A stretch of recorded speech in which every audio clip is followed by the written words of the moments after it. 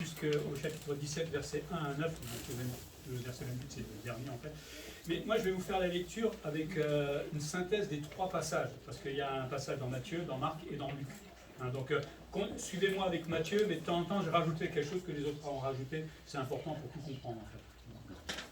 Donc, Matthieu 16, 28, puis on continue sur le chapitre 17 jusqu'au verset 9. Matthieu 16, donc verset 28. Je vous le dis en vérité, quelques-uns de ceux qui sont ici ne mourront point, qu'ils n'aient vu le Fils de l'homme venir dans son règne. Dans Marc, il leur dit encore, je vous le dis en vérité, quelques-uns de ceux qui sont ici ne mourront point, qu'ils n'aient vu le royaume de Dieu venir avec puissance. Et puis Luc, il dit, je vous le dis en vérité, quelques-uns de ceux qui sont ici ne mourront point, qu'ils n'aient vu le royaume de Dieu. Chapitre 17. 6 jours après, Luc lui dit 8 jours environ, Jésus prit avec lui Pierre, Jacques et Jean, son frère, et les conduisit à l'écart sur une haute montagne. Luc rajoute pour prier. Luc dit, pendant qu'il priait, là je reprends dans Matthieu, il fut transfiguré devant eux, son visage resplendit comme le soleil. Luc rajoute, l'aspect de son visage changea, et ses vêtements devinrent blancs comme la neige. Marc rajoute un peu plus, il dit, ses vêtements devinrent resplendissants et d'une telle blancheur qu'il n'y a pas de flon sur la terre qui puisse blanchir ainsi. Luc lui dit, et son vêtement devint d'une éclatante blancheur. Matthieu, on revient. Et voici Moïse et Élie leur apparurent, s'entretenant avec lui. Luc dit, qui apparaissait dans sa gloire, parlait de son départ qu'il allait accomplir à Jérusalem. Luc continue en disant, Pierre et ses compagnons étaient appesantis par le sommeil, mais s'étant tenus éveillés, ils virent la gloire de Jésus et les deux hommes qui étaient avec lui, au moment où ces hommes se séparaient de Jésus. On revient sur Matthieu. Matthieu, prenant la parole, dit à Jésus, Seigneur, Marc lui rajoute Rabbi. Matthieu revient, il est bon que nous soyons ici. Si tu le veux, je dresserai ici 3 tentes, une pour toi, une pour Moïse et une pour Élie. Marc dit, car il ne savait que dire, l'effroi les ayant saisis. Luc de dire, il ne savait ce qu'il disait en fait. Revient Matthieu, verset 5. Comme il parlait encore, une nuée lumineuse les couvrit. Luc dit, et les disciples furent saisis de frayeur en les voyant entrer dans la nuée. La nuée devait venir vers eux. Et voici une voix fit entendre de la nuée ces paroles. Luc dit cela autrement, il dit, et de la nuée sortit une voix qui dit, celui-ci est mon fils bien-aimé, en qui j'ai mis toute mon affection. J'aime beaucoup ça. Écoutez-le. Écoutez-le. Luc doit rajouter, quand la voix se fit entendre, Jésus se trouva seul. Verset 6, lorsqu'ils entendirent cette voix, les disciples tombèrent sur leur face et ils furent saisis d'une grande frayeur. Mais Jésus s'approchant les toucha et dit, levez-vous, n'ayez pas peur. Ils levèrent les yeux et ne virent que Jésus seul. Marc, au verset 8, disait, aussitôt les disciples regardèrent tout autour et ne virent que Jésus seul avec eux. Verset 9, Matthieu, comme ils descendaient de la montagne, Jésus leur donna cet ordre, ne parlez à personne de cette vision jusqu'à ce que le Fils de l'homme soit ressuscité des morts. Luc rajoute, les disciples gardèrent le silence et ne racontèrent à personne en ce temps-là rien de ce qu'ils avaient vu. C'est bien d'avoir les 3 versions en même temps, parce qu'il y a beaucoup de choses qui sont rajoutées. Alors, je ne sais pas si vous êtes comme moi, j'essaie des fois d'imaginer comment est Jésus, pas forcément en tant qu'être humain, parce que bon, ça on verra bien, mais comme on l'a dit tout à l'heure, essayer de comprendre sa gloire, essayer de faire un dessin. Je suis un artiste, donc j'aime bien essayer d'imaginer ça. Je suis sûr qu'on est loin de cela. Mais comprendre sa gloire, quelque part, essayer de chercher à la comprendre, ça va aussi modifier notre relation. On a vu tout à l'heure que quand on essaie de comprendre sa gloire, qu'est-ce que ça fait? Ça nous pousse à nous humilier devant le Seigneur. Donc en essayant de comprendre sa gloire, ma relation change aussi avec lui, forcément, puisque je m'humilie. Et quand je m'humilie, finalement, je commence à obéir au Seigneur. Il y a 3 disciples qui ont eu la chance, eux, de faire cette expérience, d'être dans la gloire de Dieu. Je ne sais pas s'ils étaient très heureux à ce moment-là. Ils n'ont peut-être pas bien compris tout à ce moment-là. Mais ils ont fait cette expérience et je suppose que quand ils sont redescendus de la montagne, ils ont dû cogiter. Mais je pensais quand même à Pierre qui a vécu cette expérience-là. C'est pas ça qui l'a changé. Hélas, il va quand même renier le Seigneur après. Donc on pourrait peut-être approcher la gloire encore un peu plus. Ça ne veut pas dire que notre nature pécheresse va changer comme ça du jour au lendemain. Mais on s'en approche un peu plus, je pense. C'est aussi une façon de nous pousser à la sanctification, parce que quand on médite sur la gloire, sur la sainteté de Dieu, tout de suite ça nous reprend forcément. Hein. On voit comment on est, on sait nos défauts, nos péchés, et face à la gloire de Dieu, voilà, un travail de sanctification qu'il faut mettre en place. Et en même temps, ça nous pousse à nous préparer à rencontrer Jésus. On se dit souvent c'est demain, c'est pas demain je veux dire, mais c'est dans, moi je me donne encore 20 ou 30 ans à peu près, globalement, mais ça peut être demain. Et si je suis pas prêt, si je suis pas comme le Seigneur voudrait, si j'ai encore mes mauvaises habitudes, là je vais me retrouver devant le Seigneur et ça va pas être joli. C'est bien triste. Donc dans ce texte, la première chose qu'on peut voir, c'est que Jésus va révéler sa gloire. Jésus va emmener ses disciples pour prier. Alors, on avait vu que dans Matthieu et dans Luc, ils n'ont pas l'air tout à fait d'accord sur le nombre de jours. Matthieu dit 6 jours, Luc dit 8. Alors, je disais des commentaires, il disait Matthieu parle de 6 jours qui expriment le nombre de l'homme, c'est-à-dire une période de travail.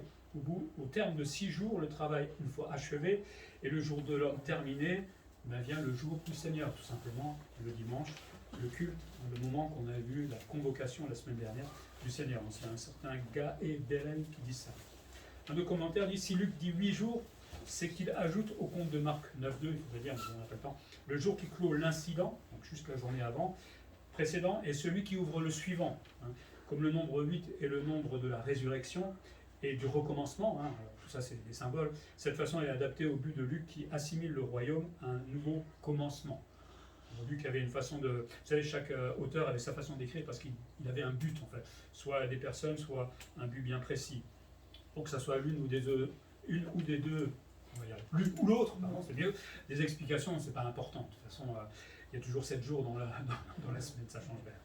Mais en tout cas, le Seigneur les prend avec eux et il dit au début, dans Matthieu, après les paroles qu'il avait dites, vous voyez ça dans le chapitre précédent, à Césarée de Philippe, là, il avait fait la première mention de l'Église, sans la nommer vraiment, mais il a donné le rôle à Pierre de bâtir cette Église. Il va aussi annoncer sa mort et sa résurrection, donc c'était des moments assez forts, enfin pour lui, parce que les disciples, je ne sais pas s'ils avaient vraiment compris. Mais il va prendre Pierre, Jacques et Jean, et il va les emmener sur une haute montagne en Galilée. Certains pensent qu'il s'agit du mont Hermon, on ne va pas se battre, c'est pas important. L'essentiel, c'est que, ce que je me disais moi en étudiant le texte, c'est que eux, tous les trois, ils vont avoir le privilège de partir avec le Seigneur et d'avoir une espèce d'intimité, jouir d'une intimité vraiment particulière. Déjà, juste le Seigneur me dit, viens avec moi, on va prier ensemble. Moi, je cours. C'est pas que j'aime pas prier avec vous, on est bien d'accord. Mais prier avec le Seigneur, c'est de la folie, j'ai envie de dire quelque part, c'est intense. Et en plus, eux, non seulement on va dans cette intimité, mais en plus, ils vont le voir transfiguré. Je sais pas comment on aurait réagi nous. Je sais pas. Mais en tout cas, c'est énorme pour eux. Et ils montent sur cette montagne pour prier. Alors, on a vu Luc dit qu'ils sont montés pour prier. Et c'est pendant qu'ils priaient que la transfiguration aura lieu. Mais Luc dit encore qu'il semblait que c'est que Jésus qui priait à ce moment-là. Et on a vu aussi que les disciples étaient un petit peu fatigués, apesantis. Ils ont dû monter la montagne, les pauvres. Ça vous rappelle rien, ça? Jésus qui prie, des disciples qui dorment. Gethsémanée, rien n'a changé entre la transfiguration et le moment où le Seigneur va donner sa vie. On est comme ça, c'est bien triste et on aurait fait certainement pareil. Mais le Seigneur ne va pas les reprendre cette fois-là, en tout cas. La prochaine fois, oui. Mais ça devait être formidable de prier avec le Seigneur. Alors aujourd'hui, on ne vit pas la même expérience, mais il a fait la promesse d'être avec nous. Là où 2 ou 3 sont réunis en son nom, il est avec nous. Il est avec nous quand nous prions, évidemment quand on est seul aussi. Mais le fait simplement de fléchir le genou devant le Seigneur, c'est entrer dans sa présence. Je ferme ma porte et j'entre dans la présence de Dieu. Et c'est presque la même chose quelque part. Bon, c'est vrai que je ne l'ai pas en face de moi. Mais par la foi, on croit qu'il est là. Et puis, Jésus va révéler sa gloire. Il est transfiguré, le mot grec métamorpho, on comprend mieux peut-être, ça signifie qu'il est changé de forme, en fait, transformé. Jusqu'à présent, les disciples ont suivi Jésus, les miracles et tout ce qu'il a fait. Ils l'avaient connu que comme nous, comme un corps de chair, comme un être humain, un homme tout simplement. Maintenant, ils vont le connaître avec une gloire qui est dévoilée. Jusqu'à présent, elle a été voilée. Maintenant, ils vont avoir un petit, j'ai envie de dire, parce que c'est pas tout l'ensemble, je pense, mais un petit aperçu de qui est réellement Jésus-Christ. Et il dit ça à ses disciples. Et je pense que la parole nous l'a laissé, c'est pour nous faire réfléchir aussi à nous. Je le dis souvent, on a tendance à bricoler notre Jésus. Il m'aime, il est gentil, il est bon, il est toujours tout positif, mais jamais l'inverse, c'est-à-dire que moi je dois lui obéir, etc.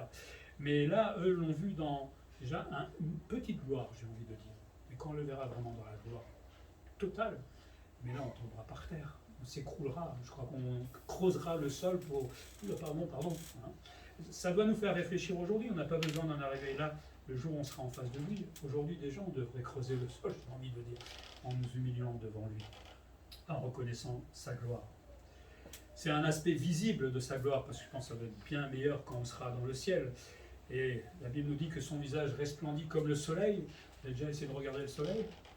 Des lunettes de soleil, ne faites jamais ça sans lunettes de soleil. C'est impossible quasiment. Hein. Jean souligne qu'il a changé d'aspect complètement. C'est plus le Jésus qu'ils avaient vu jusqu'à présent. Ça devait être magnifique, avec plein de lumière, j'imagine. Ses vêtements vont devenir blancs comme la lumière, resplendissant, dit, je crois que c'est marqué, une grande blancheur. Ça, on peut l'imaginer, nous. Et qu'il n'y a pas de foulon sur la terre qui puisse blanchir ainsi, nous dit Marc. Alors, le foulon, c'était en fait un ouvrier qui enlevait l'huile et la graisse des étoffes non dégrossies, et qui les apprêtait pour le foulage, ou pour procéder au foulage, hein, désigne aussi celui qui nettoie complètement des habits sales. J'imagine qu'on peut dire que c'est que les vêtements de Jésus étaient tellement propres, tellement blancs, tellement sains, hein, que on ne connaît pas ça, nous, sur la terre. On a beau nettoyer, notre péché est toujours là, hélas. Mais des vêtements aussi éclatants de blancheur, nous dit Jean, certainement que tout ça, c'était le symbole de la sainteté de Dieu, comme dit Ésaïe, hein, c'est les archanges, enfin il y a les anges qui disent Saint, Saint, Saint et l'Éternel, parle de cette sainteté éternelle qu'on ne peut pas comprendre, et sainteté et pureté. Ça devait être quelque chose quand même, d'être en face de la pureté totale. Je ne sais pas comment on aurait vécu ça, nous-mêmes, aujourd'hui. Mais bon, ils l'ont vécu, ils ont de la chance. C'est aussi la manifestation visible de la divinité de Dieu. Hein. Tout à l'heure, on avait lu dans Moïse, « Montre-moi ta gloire ». Hein. Évidemment, Dieu ne pouvait pas lui montrer totalement, hein. Il a dû cacher Moïse, parce que c'est trop éclatant pour nous. Mais là, on a une petite lucarne, j'ai envie de dire, au travers de la transfiguration sur la gloire et la divinité de Jésus-Christ. Ça nous rappelle la nuée qui avait transporté le peuple d'Israël dans le désert. Ça nous rappelle aussi la Shekinah, la gloire de Dieu qui est entrée dans le tabernacle, hein, qui est entrée ensuite dans le temple, mais qui est partie, hélas, parce que le peuple péchait. Cette Shekinah, elle va revenir au 4e temple, hein, quand Jésus va instaurer son royaume pendant 1000 ans. Il y aura un 4e temple qui sera installé là, et la gloire de Dieu va de nouveau revenir dans le temple. Ça veut dire que le Seigneur sera de nouveau présent parmi son peuple. Et puis, cette blancheur aussi, cette sainteté, tout ça, ça symbolise évidemment la présence divine. Ils étaient en présence de Dieu. Waouh, ça va faire drôle hein, quand on imagine ça. Et aussi la toute-puissance de Dieu, puisque c'est quelque chose que nous ne comprenons pas, que l'on ne peut pas saisir. Donc il y a là toute la puissance de Dieu. Ça devait être quand même un moment qui a dû les marquer, je pense. Enfin, j'espère, en tout cas pour eux. Et surtout, cette transfiguration, et c'est ce que voulait dire Jésus, non seulement révéler sa gloire, il montre qu'il est réellement, jusqu'à présent, c'était un homme qui faisait des choses extraordinaires, mais là, il a montré à 3 disciples la gloire, qu'il est vraiment le Fils de Dieu. Et en même temps, tout ça, ça préfigure sa gloire à venir. Hein. Quand Jésus reviendra, il instaurera sa gloire sur la terre. Personne ne pourra rien dire. Ni moi, ni les chrétiens, on sera plus là normalement puisqu'on est enlevé, mais ni ceux qui ne veulent pas de Jésus, personne ne pourra rien dire. Il inaugurera son royaume pendant 1000 ans sur la terre. Et là, il y aura une justice parfaite. Il n'y aura plus d'élection présidentielle, je pense, ou à moins qu'ils travailleront pour lui, mais tout sera parfait. Bon, il y aura toujours des petits coquins hein, qui vont faire leurs bêtises, mais quand vous irez aux tribunaux, quand vous aurez des choses à régler, il n'y aura pas de corruption, il n'y aura pas de problème. Les impôts seront corrects avec nous. Enfin, j'essaie d'imaginer comment ça sera dans le concret. Hein. Bon, nous, on sera déjà ressuscités, donc on n'aura plus à payer d'impôts. Il ne sera plus l'agneau sacrifié que le monde, pour l'instant, envisage comme cela, comme celui qui a donné sa vie, qui est mort à Golgotha, peut-être. C'est beau, c'est une belle chose qu'il a fait pour le monde. Non, là, il sera le lion de Juda, celui qui va régner pendant 1000 ans. Hein. Autant il a été humilié sévèrement, autant proportionnellement, la gloire à venir va être proportionnelle à la souffrance qu'il a acceptée pour nous. Et là, ça va être énorme, énorme. Hein. Autant que quand il est mort sur la croix pour nous. et il sera reconnu par tous comme le Fils de Dieu. Là, plus personne ne pourra dire, ah non, mais Jésus n'existe pas. Il est en face de toi, regarde sur Instagram, il est là. On ne pourra pas dire qu'il n'existe pas. Ce sera le roi des rois, le Seigneur des seigneurs. Donc la transfiguration nous rappelle que Jésus n'est pas n'importe qui. Quand on le met dans une boîte, hélas, c'est n'importe qui. Quand on essaie de le comprendre dans sa gloire, alors là, ça nous pousse absolument au respect. Pas juste un respect intellectuel, mais un respect dans les actes, dans notre façon de vivre. Deuxième chose qu'on peut apprendre, là, c'est qu'il y a eu des témoins de cette gloire de Jésus, mais pas que des vivants, puisque pendant la transfiguration, Moïse et Élie vont apparaître. La transfiguration nous démontre une chose, parce que Moïse et Élie sont morts depuis longtemps, mais la transfiguration nous démontre une chose, c'est qu'il y a une existence consciente après la mort. On ne meurt pas, on ne disparaît pas. Au contraire, on est encore bel et bien existant. Alors, certains sont en enfer en attendant le jugement final, certains sont avec le Seigneur en attendant la résurrection, mais il y a une vie après la mort. Ça, c'est certain. Et la preuve, Moïse et Élie étaient là, encore vivants, après bien des années qu'ils étaient morts. Ils sont aussi, et c'est là la différence avec les trois disciples, c'est qu'eux sont déjà glorifiés, ils sont déjà dans la gloire, ils sont déjà, j'ai envie de dire presque ressuscités, mais ils sont morts, et comme ils étaient sauvés, ils sont avec le Seigneur, donc glorifiés. Et là, tranquillement, ils discutent avec le Seigneur de l'avenir du Seigneur, et comme le disait, c'est lui, je crois, il parlait de son départ de la terre, il parlait de la croix, tout simplement. Moïse et Élie étaient au courant de ce qui allait se passer pour Jésus-Christ. Ils étaient vraiment au courant. Même si les disciples, eux, ne comprenaient pas encore, mais ceux qui sont dans la mort, j'ai envie de dire vivants dans la mort, eux savent ce qui devait se passer. Et il parle du départ de Jésus. Le mot grec, c'est exodos. Ça veut dire quelque chose, exode. Ça évoque la mort de Jésus, qui n'est pas une fin en fait en soi, comme l'exode dans l'Ancien Testament, puisque Jésus va mourir, mais va aussi ressusciter. Donc c'est un départ, mais ce n'est pas un départ définitif. Et quelqu'un disait, c'est plutôt une espèce de déplacement, ce départ de Jésus. Il va d'un endroit à un autre, c'est-à-dire il va de la terre, enfin il est venu du ciel vers la terre, et puis part de la terre vers le ciel de nouveau, et pour un jour être sur la Nouvelle Jérusalem, dans le ciel pour l'éternité. Donc le départ de Jésus, c'est pas triste, c'est malheureux pour lui évidemment, il l'a accepté, mais c'est aussi une joie quelque part, parce que c'est pas la fin, heureusement. Il l'a démontré par la résurrection. Beaucoup cherchent des symboles, et pourquoi pas. Alors j'ai essayé de noter un peu ce que j'ai pu trouver. Peut-être que Élie et Moïse pourraient symboliser tous les croyants. Alors peut-être que Moïse et Élie peuvent représenter les saints et les croyants de l'Ancien Testament. Vous savez, on les distingue de l'Église. L'Église a commencé à la Pentecôte, donc on parle des chrétiens aujourd'hui, et l'Église s'arrêtera au moment où elle est enlevée, et à partir du moment que l'Église est enlevée, on ne parlera plus de chrétiens, on parlera de nouveau de croyants. Les croyants d'après l'Église, je ne sais pas comment on les appellera à ce moment-là. Donc peut-être que Moïse et Élie représentent ces saints de l'Ancien Testament. Par exemple, Moïse pourrait peut-être être le représentant de la loi, pourrait symboliser la loi de cette période-là, et puis Élie, qui était prophète, pourrait symboliser la période de tous les prophètes de l'Ancien Testament.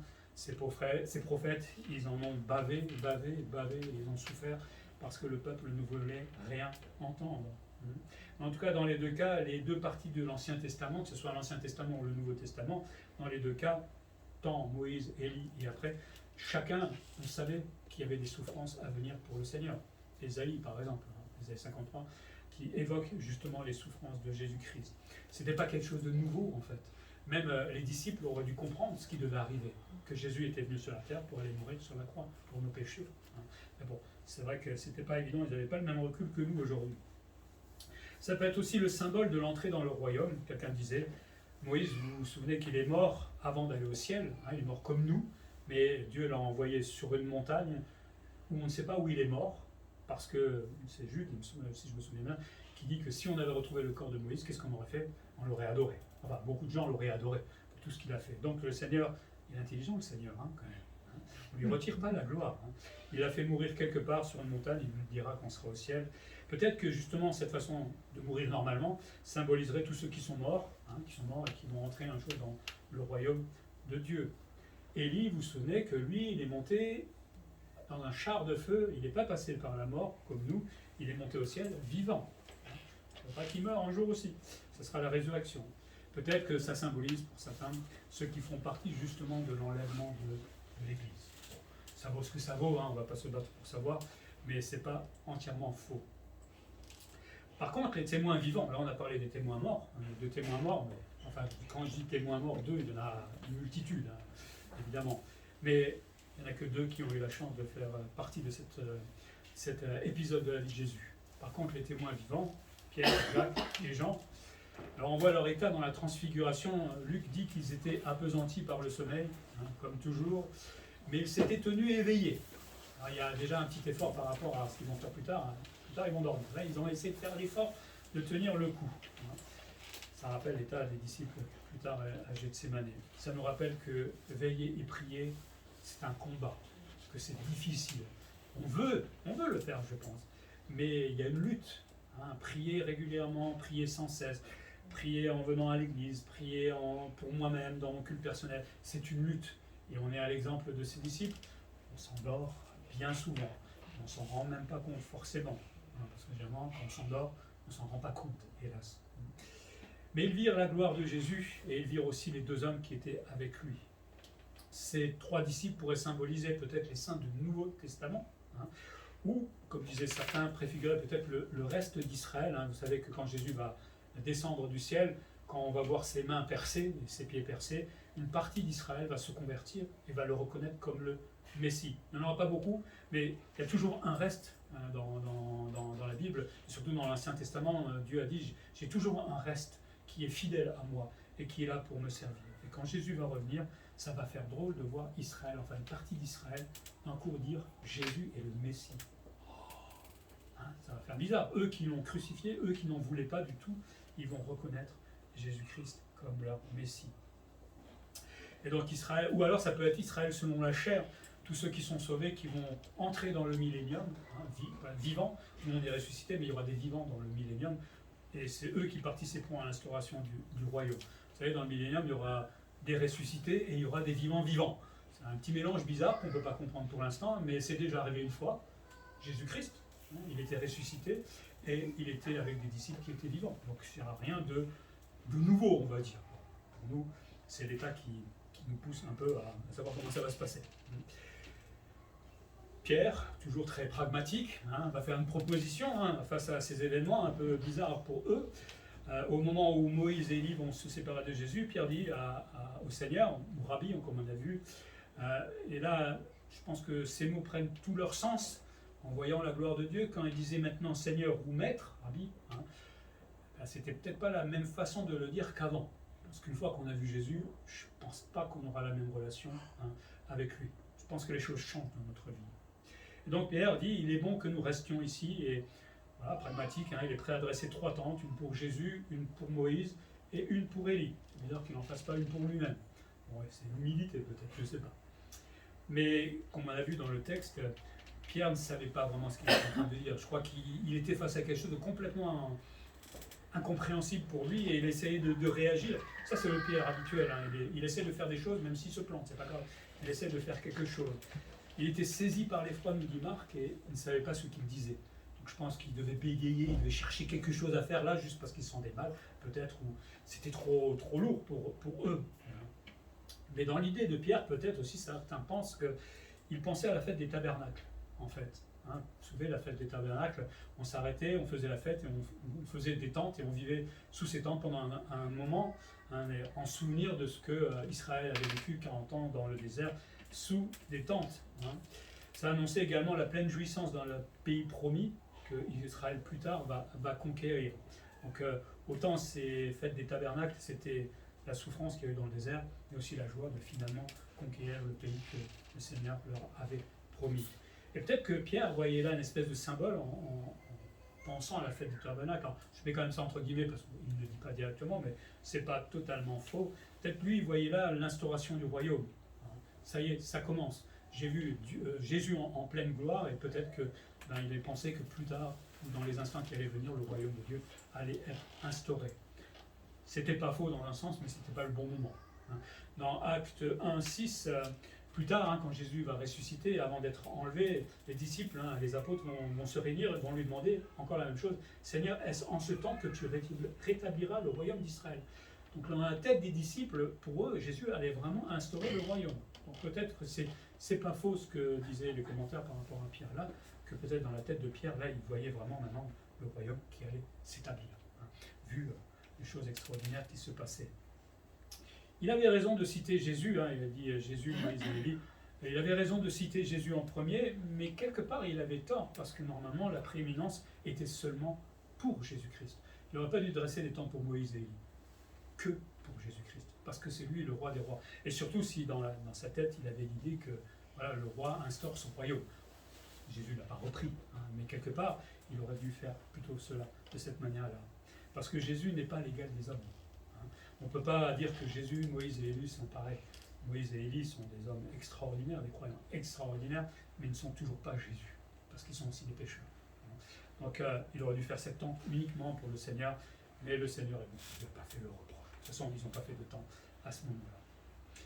Donc des témoins glorifiés, ceux qui sont morts, Moïse et Élie, et puis des témoins vivants, tous les 5 qui ont attesté tout simplement de la gloire de Jésus à venir, et attester aussi de la divinité de Christ. Ça devait être un sacré moment. Un jour, on verra aussi Moïse et Élie, ne soyez pas jaloux, on les verra, on verra Paul, on verra, je ne sais pas qui vous voulez voir, tous les prophètes, mais on verra toutes ces personnes certainement quand on prendra ce grand repas avec le Seigneur, les noces de l'agneau, grande table, avec tous les croyants de l'Ancien Testament, du Nouveau Testament certainement, et là on pourra manger tranquillement. Alors Paul, j'avais une question dans Romains, je n'avais pas bien compris ce que tu as écrit à ce moment-là. Bon, le premier que j'irai voir, c'est quand même peut-être Jésus. Enfin, il y aura la queue, je pense, pour aller le voir. Je ne sais pas comment ça va se passer, mais j'essaie d'imaginer. Et puis, troisième chose qu'on peut apprendre dans ce texte, c'est que le Père lui-même va confirmer la gloire du Fils. S'il y avait eu juste que ça, ok, mais là, c'est Dieu qui certifie, qui met le tampon, j'ai envie de dire, qui approuve tout simplement que Christ est divin. Mais pour leur faire comprendre, le Père va les couvrir d'une nuée, une nuée lumineuse. Alors vous imaginez déjà, vous avez Jésus glorieux, et d'un coup vous avez une nuée qui débarque et qui vient vers vous comme ça, ça devait faire bizarre à mon avis. Et cette nuée lumineuse va les couvrir, et évidemment les disciples sont saisis d'effroi. Dans la présence de Dieu, on ne peut pas « oh, tout va bien ». Non, on ne peut être que saisi d'effroi. Et surtout en les voyant entrer dans cette nuée, dans cette présence de Dieu. Luc précise que Jésus était seul. Alors peut-être que quand la nuit est venue, peut-être qu'Élie et Moïse sont partis, mais surtout Jésus était seul quand la voix s'est mise à se faire entendre. Alors non seulement il y a la transfiguration, vous êtes en plein milieu de la nuée et d'un coup vous entendez la voix de Dieu. Ça vous tente? Ouais, mais moi je ne pense pas qu'on en ressorte indemne de ça, encore que on repartit tranquillement. Et de la nuée, une voix se fit entendre, où Luc dit sortit une voix. Je ne sais pas à quoi ça ressemblait, mais en tout cas, le Père, à ce moment-là, rappelle que Jésus-Christ est son Fils bien-aimé, et en qui il a placé toute sa confiance. Ça vous rappelle un autre moment, bien avant, que Jésus, juste au moment où Jésus commençait son ministère, le Père a dit la même chose quand Jésus s'est fait baptiser. C'est mon Fils bien-aimé, en qui j'ai placé toute ma confiance, et suivez-le. Le Père rappelle ici que Christ aura dans le royaume à venir, dans son royaume, le rôle de monarque suprême, le roi des rois, le Seigneur des seigneurs, et que tout genou fléchira devant lui. Là, c'est le Père qui le dit, c'est pas Jésus, c'est pas l'homme, on va dire, qui est évidemment à ce moment-là, c'est le Père lui-même qui dit ça aux disciples. Donc il y a un double témoignage là. Et le témoignage du Père, on n'a pas à le remettre en question, c'est impossible. Sa parole sera un jour l'ultime autorité sur la terre. Tout le monde devra obéir à Jésus-Christ. Tu ne pourras pas dire non. Impossible. On sera obligé de lui obéir pendant ces 1000 ans sur la terre. Évidemment, on sait qu'au fur et à mesure, il y a des gens qui vont désobéir, ils seront punis au fur et à mesure, mais l'homme est ce qu'il est. Au bout, il y aura beaucoup d'ennemis, comme toujours, et il y aura cette fameuse bataille de Gog et Magog à la fin, et là, les choses seront finies. Mais cette autorité, il l'a déjà aujourd'hui, et jusque dans l'éternité pour toujours. Et ce fameux « écoutez-le ». Il y a des fois des paroles dans la Bible qui sont très courtes, mais qui sont tellement profondes. Si c'est le pasteur qui dit « écoutez le Seigneur », c'est qui l'autre? Et quand c'est le Père qui dit « écoutez », Quand c'est le Père qui le dit, alors là, ça prend tout son sens. Ça fait peur même, quelque part. C'est moi qui le dis, vous en faites ce que vous voulez. Mais quand c'est le Père qui nous le dit, c'est moi le premier, il me le dit, là, ça nous fait réfléchir. Et Pierre se souviendra certainement de cela, puisque dans 1 Pierre 1, 16, 18, il écrira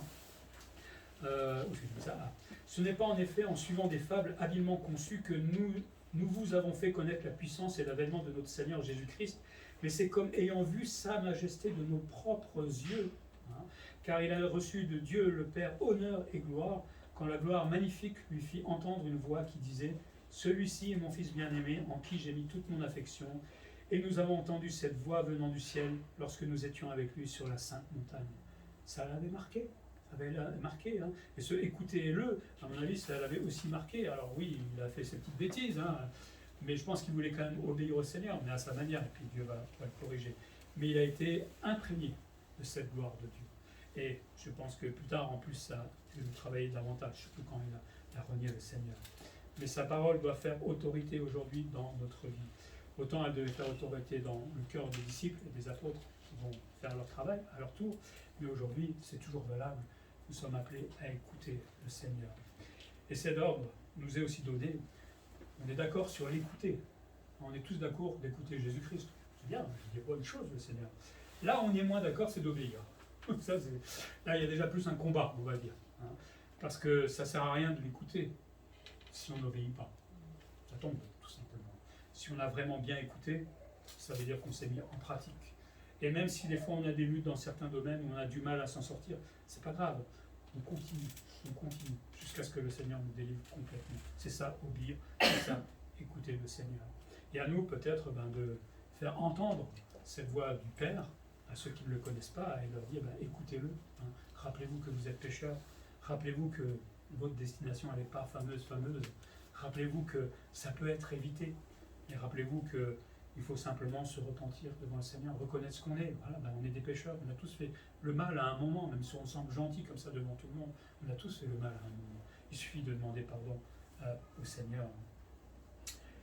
Et les disciples vont réagir, et on va voir aussi Jésus qui va réagir.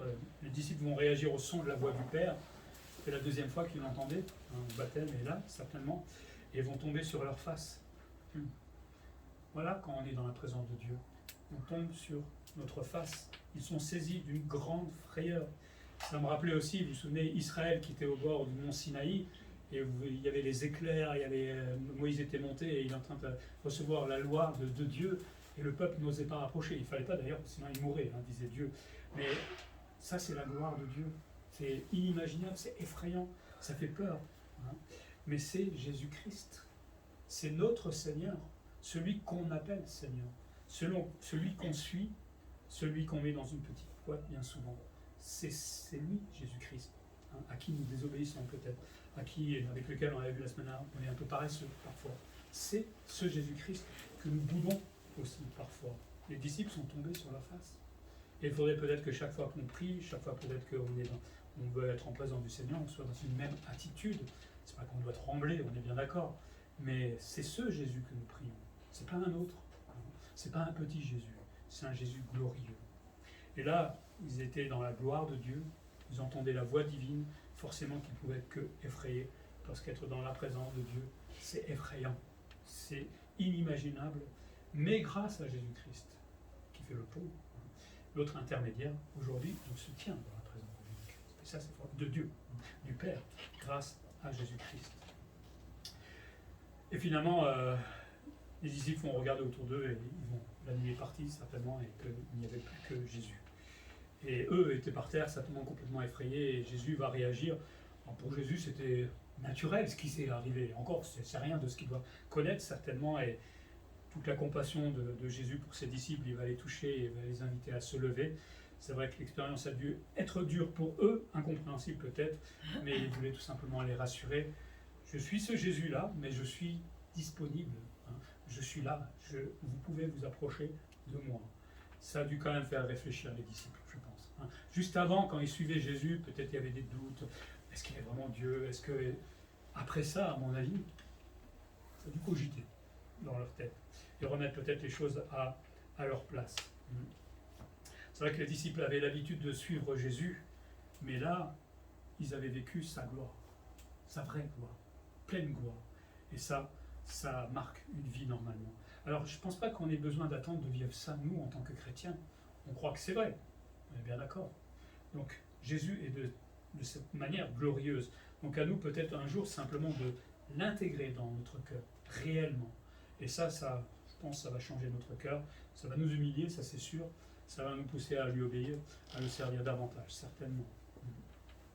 Et il va faire des recommandations aux disciples en descendant de la montagne. On peut se poser la question pourquoi il dit de garder le silence sur tout ce qu'ils ont vu à ce moment-là. Moi j'aurais plutôt fait ah les gars, j'ai vu Jésus dans sa gloire, c'est ce que j'aurais fait en premier. Hein. Et cela jusqu'au jour de sa résurrection. Les secrets, c'est pas facile à garder, hein. Mais il y en avait 3 qui devaient garder le secret, ce qu'ils avaient vu. Alors, certains disent que peut-être que c'est parce que les Juifs, à ce moment-là, hein, on le sait, étaient à l'affût en fait de quiconque pouvait les délivrer des Romains. Dès qu'ils voyaient un Messie ou quelqu'un, ils disaient ça y est, le roi va venir nous délivrer. Ce qu'ils voulaient, c'est se débarrasser des Romains, hein. Surtout les Zélotes. Mais les Zélotes étaient prêts à tuer pour Jésus, enfin pour Dieu. Et ça, évidemment, c'est pas ce que Dieu voulait. Mais les Juifs, globalement, attendaient le roi qui les délivrera enfin des Romains. Ils n'avaient pas vraiment tout compris. Ils auraient donc accueilli, s'il avait révélé ça, les disciples, ils auraient donc accueilli Jésus dans sa gloire. Ça, ok, on est d'accord, il est glorieux, mais avec le but de les délivrer de Rome. Mais ils ne l'auraient pas accueilli pour venir les délivrer de leurs péchés. Il fallait que Jésus aille jusqu'à la croix d'abord, et ensuite ressusciter pour que les disciples puissent révéler cette gloire-là. Parce que sinon, les choses ne se seraient pas passées correctement. Parce que les Juifs ne cherchaient pas à être délivrés de leurs péchés, ni moi le premier. Mais Jésus leur a demandé de se taire, qu'ils puissent aller jusqu'à la croix. Formidable quand même, hein. Il aurait pu être accueilli comme roi. Il a accepté d'aller jusqu'au bout pour que nous puissions être délivrés du péché. Et comme Jésus savait qu'Israël allait rejeter le Messie, il le savait, c'était inutile de révéler cette vision glorieuse à ce moment-là précisément. Après la résurrection, il a encore manifesté sa gloire doublement, hein, parce qu'il est ressuscité. Là, je pense que le témoignage était davantage encore crédible quand les disciples ont parlé aux autres disciples de ce qu'ils avaient vu sur cette fameuse montagne et la transfiguration de Jésus-Christ. Voilà pourquoi certainement que le Seigneur a demandé à ses disciples de garder le silence. Ça devait être difficile quand même, pour eux, à mon avis, de rien dire. Pour terminer, on voit là l'accomplissement de Matthieu 16, 28 qu'on avait lu tout à l'heure. Hein. Jésus leur avait dit que quelques-uns de ses disciples ne mourront point avant d'avoir vu le Fils de l'homme venir dans son règne.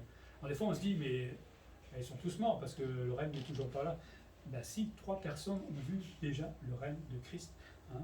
Pierre, Jacques et Jean ont vu Christ dans son règne, dans sa gloire. Donc cette transfiguration, elle préfigure le règne millénaire de Christ sur ce monde. Ça nous rappelle que si Pierre, Jacques et Jean ont vu cela, ça veut dire que Jésus va vraiment revenir, qu'il va vraiment instaurer son royaume pendant 1000 ans. C'est une vérité. Hein, et que le monde la veuille ou s'en fiche aujourd'hui, ça arrivera tôt ou tard. Vous savez, il y a plein de choses, il y a plein de signes aujourd'hui. Les Juifs sont en train de rentrer à Israël, c'était prévu dans l'Ancien Testament. On a tout pour refaire le 4e temple. Le 3e temple dans la tribulation. On a tout est prêt pour cela, hein, parce que dans la tribulation, il y aura un temple pour les Juifs de nouveau. Ça vous paraît bizarre parce qu'aujourd'hui on ne sait pas où le construire, mais tout est prêt. Ils ont fait des recherches ADN pour retrouver les Lévites qui servent dans le temple. Tout est prêt. L'Europe est en train de se construire, ça a été prophétisé par Daniel. Tout est prêt pour que Jésus revienne. Il faut que l'Église soit enlevée d'abord, mais après, il restera peut-être que 7 ans avant que Jésus revienne sur la terre.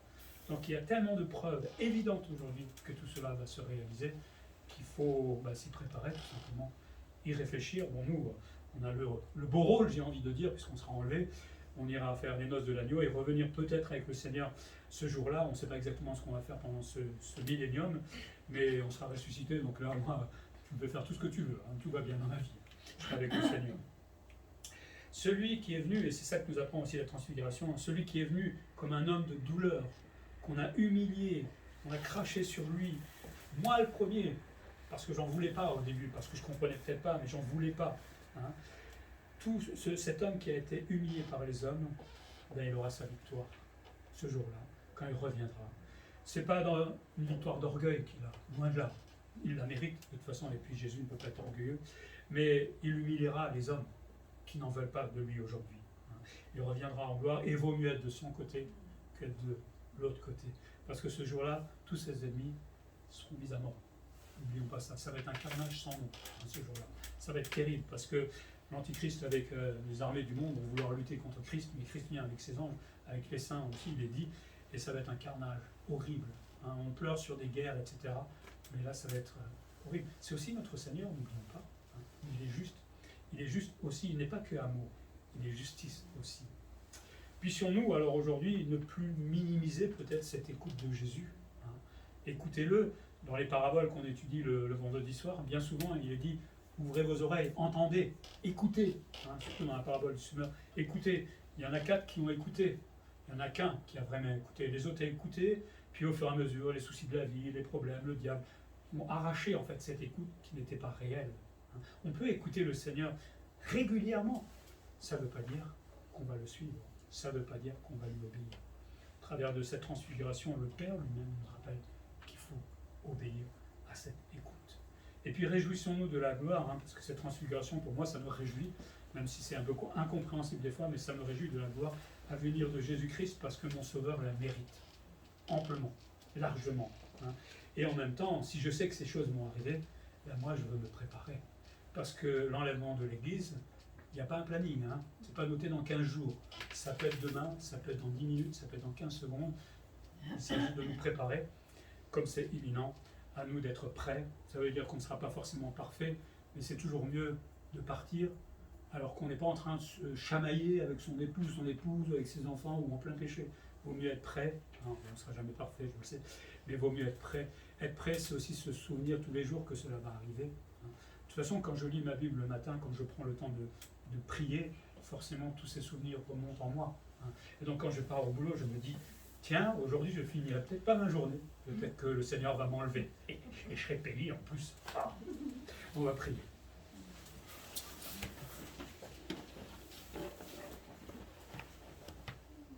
Seigneur, merci pour ta parole qui est un témoignage vrai, crédible. Et nous voyons cette expérience que ces disciples ont fait avec toi. Déjà, le simple fait de prier, enfin de monter avec toi, même si on ne sait pas s'ils ont prié avec toi au début, mais c'est toujours une invitation pour chacun d'entre nous à prendre du temps pour prier, pas forcément seul, mais aussi ensemble, parce que c'est un combat spirituel que nous devons mener ensemble, parce que seul c'est très difficile. Mais au-delà de cela, c'est cette gloire que tu as révélée à tes disciples et que tu nous révèles aujourd'hui dans ta parole. C'est vrai que bien souvent, nous te voyons comme un simple homme, un Jésus, oui, il est grand, il est bon, mais c'est bien au-delà, Seigneur, ce que tu es. Nous ne pouvons même pas peut-être comprendre aujourd'hui, ou peut-être trouver des mots et des images pour le façonner. Mais oui, Seigneur, nous voulons simplement nous humilier devant ta gloire. Accepter cette majesté que tu es, ce roi des rois, ce Seigneur des seigneurs. Et comme le Père l'a dit, apprends-nous à t'écouter, Seigneur, parce que ce que tu nous demandes, ce n'est pas mauvais pour nous, c'est toujours excellent en fait pour nous. Ça ne nous pousse qu'à la joie, ça ne nous pousse que dans l'obéissance, Seigneur, et quand on obéit, finalement, on te plaît, on se plaît à nous-mêmes, et nous faisons tout simplement ce que tu demandes.